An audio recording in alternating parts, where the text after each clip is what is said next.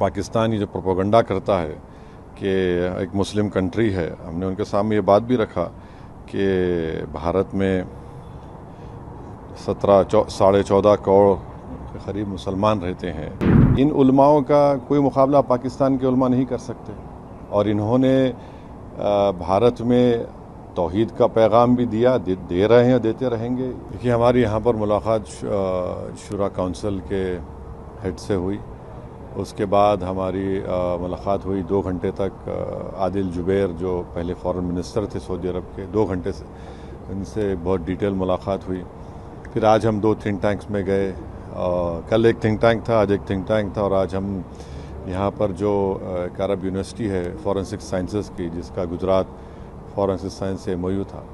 तो इस ट्रिप में अगर आप देखेंगे तो सबसे पहली बात यह है कि किंगडम ऑफ सऊदी अरेबिया में 27 लाख लोग भारत के यहाँ पर रहते हैं, काम करते हैं, और जो हमारा जो फॉरेन एक्सचेंज हर भारत का नागरिक भी जाता है देश को, उसका एक बहुत बड़ा हिस्सा किंगडम ऑफ सऊदी अरेबिया से जाता है।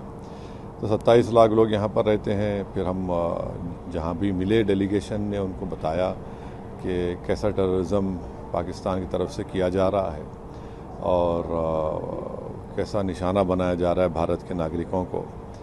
तो हमारा ये हमने उनके सामने बात रखी कि पाकिस्तान को FATF की ग्रे लिस्ट में दोबारा लाया जाए, और ये तमाम किंगडम ऑफ सऊदी अरेबिया उसका मेंबर है FATF का।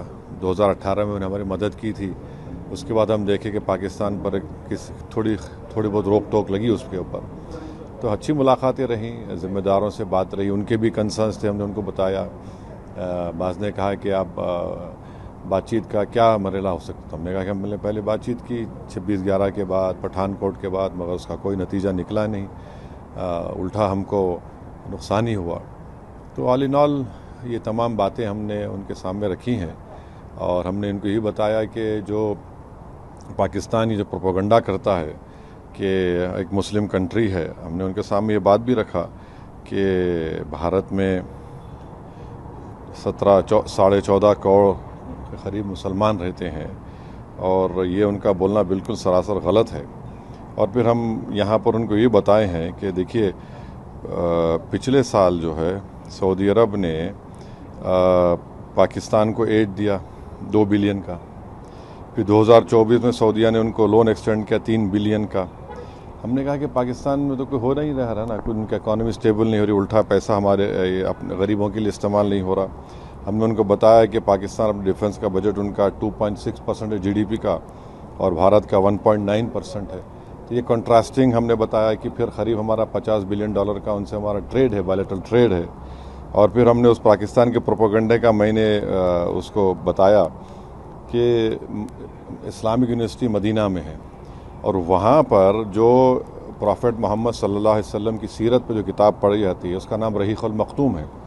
तो उसको तमाम लोगों के कंपटीशन में फ़र्स्ट प्राइज़ मिला था मुस्लिम वर्ल्ड लीग की तरफ से, और वो किताब लिखने वाला मौलाना सफ़ीउर रहमान मुबारकपुरी रहमतुल्लाह अलैह थे।